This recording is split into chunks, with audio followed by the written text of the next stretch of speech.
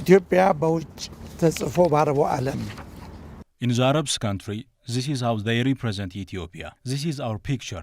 They put Ethiopia as a country of famine, drought, backwardness and poverty. በመባል ነው የተነበበላት የተጻፈውም። አሁን ግን እኛ ግድቡን ስናስምልና But when we think, dreamed and planned to build the dam, we are saying that, no, this is not us. Because as you see, we also have the map that shows the investment sector. ይህን የመሰለ ካርታ አላት። It is well known that the Grand Ethiopian Renaissance Dam is the national emblem of Ethiopians who are expected to discredit the poverty-stricken identity of Ethiopians and create a prosperous country.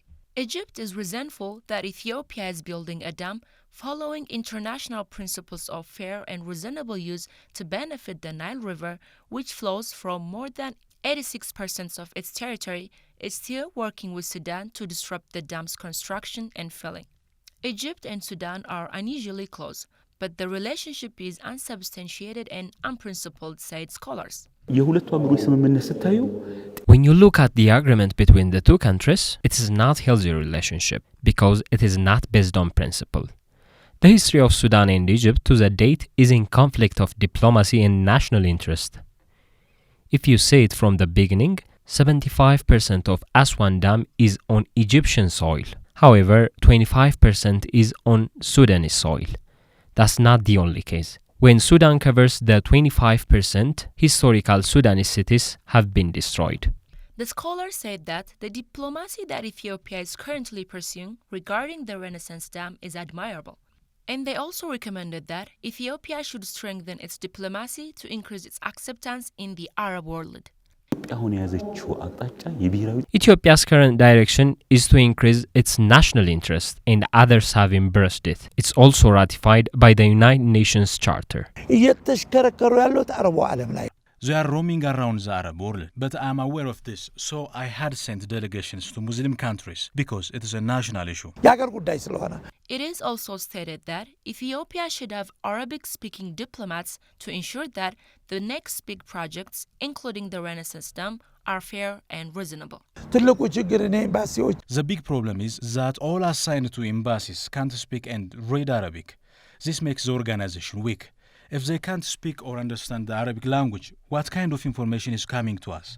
What kind of monitoring are they going to follow? Therefore, we still need to assign staff who can speak and read Arabic. መመደብ አለበት እንላለን። In particular, the scholar suggested that Ethiopia should continue to strengthen its relation with the Gulf states. They also said Ethiopia, which is moving forward with the principles of African solution for African problem, should continue its stance that the negotiation between the three countries should continue under the auspices of the African Union. 2015 ላይ declaration of principle. In 2015, we agreed on the declaration of principality to be mediated by the three countries in the African Union. This agreement is ratified by the United Nations and the African Union. Therefore, when an agreement is changed, it must be reasonable.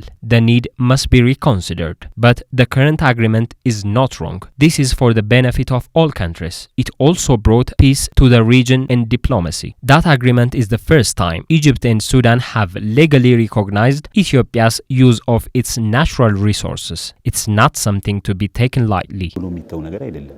አፍሪካ ህብረት ጉዳዩ የአፍሪካ ጉዳይ ነው። Whether they like it or not, this issue is an African issue. Yesterday, South Africa was a mediator, and today the Congo has taken over. So, African Union must fulfill its responsibilities, and in Africa, we have a great respect.